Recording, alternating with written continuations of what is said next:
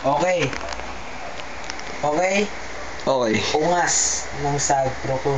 Ungas. Ungas ng Sleeping Forest. TikTok yan, TikTok. Schoolmate. Classmate pala. Kamali pa no?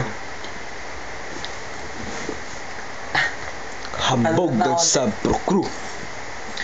Walang minahal na kita.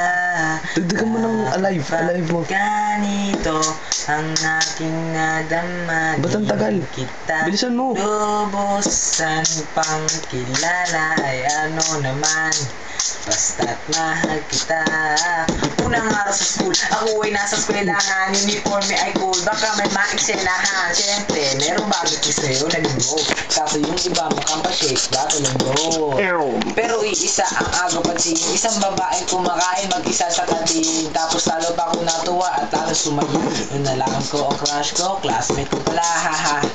Tapos nang madiskartehan, wala akong pake kung magtaray o mag-edad yan. Basta gusto ko lang pasabihin na altang nakakasado sa naluso ko. Kala mo ba, ikay pasado, pero teka lang, pangalan mo di ko maala. Pwede ba wag ka maingay, manahimik ka ma.